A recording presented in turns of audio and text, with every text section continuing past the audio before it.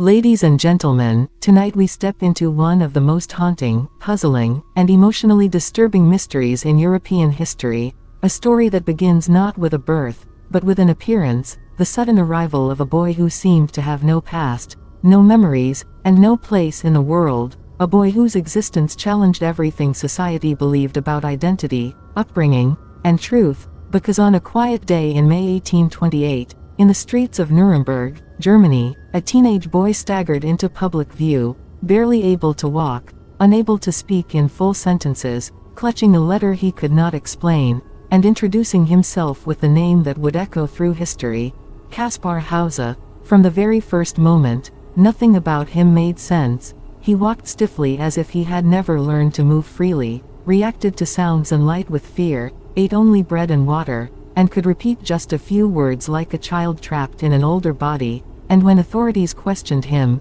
they uncovered a story so disturbing that many refused to believe it, yet no one could disprove it, because Kaspar claimed that for as long as he could remember, he had been kept locked in a small, dark cell, isolated from all human contact, never seeing the sun, never hearing voices, never knowing kindness, raised like an experiment rather than a human being, fed mechanically, taught nothing of language or the world, until one day he was taught to write his name, handed a letter, and abandoned without explanation. Doctors, philosophers, and officials were stunned, because Kaspar's behavior matched severe sensory deprivation, something barely understood at the time, and yet he showed no signs of madness, only innocence and confusion, making his case impossible to dismiss. As Kaspar slowly learned to speak and adapt, his intelligence emerged, along with emotional depth, curiosity, and pain, but also contradictions, gaps in memory, unclear timelines, and stories that shifted just enough to raise suspicion,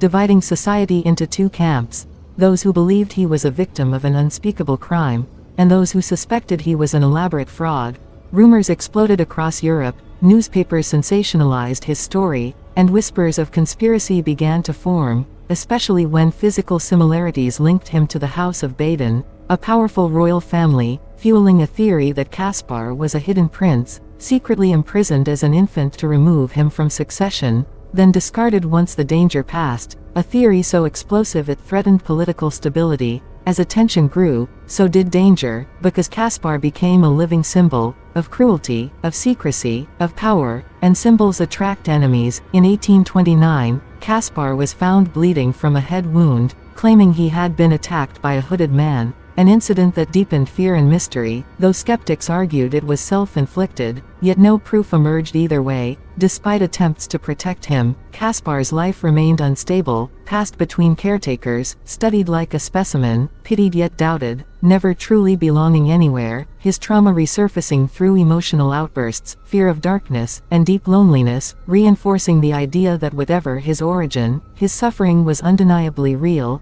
As years passed, the controversy intensified rather than faded, because new details surfaced, including inconsistencies in his early accounts and accusations from those close to him, suggesting manipulation or exaggeration, while supporters argued that trauma itself fractures memory and behavior, especially in someone deprived of human development. Then, in December 1833, the mystery turned tragic, when Kaspar staggered into public once more, this time mortally wounded by a stab to the chest, claiming that he had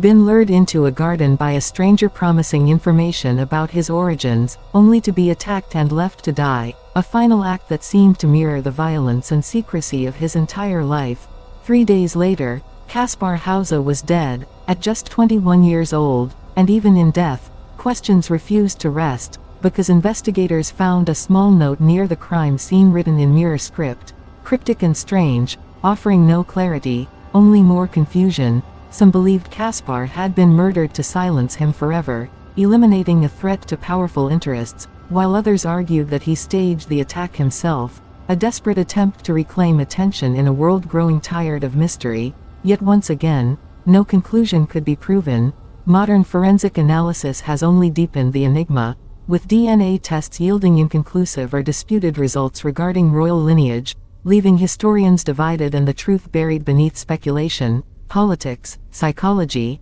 and time. Today, Kaspar Hauser remains a paradox, a boy who appeared from nowhere, lived under the constant gaze of belief and doubt, and died without ever knowing who he truly was, a human being reduced to a question mark by forces both external and internal. His story forces us to confront uncomfortable truths about identity, trauma, and society's hunger for answers, reminding us that not every mystery exists to be solved, and not every victim receives justice, because sometimes, the most tragic part of history is not what happened, but what was never explained. And now, as we step away from the shadows of 19th century Europe and return to the present, we are left with the same chilling uncertainty that haunted Kaspar Hauser himself. Was he a lost prince, a victim of unimaginable cruelty, or a broken soul shaped by circumstance and suspicion? And perhaps the most unsettling truth of all is this: the world watched him closely, studied him endlessly, debated him fiercely, yet never truly saved him. Thank you for joining me on this journey into one of history's darkest enigmas, and as we close this story, remember, some mysteries endure not because the truth is hidden, but because humanity was never ready to face it.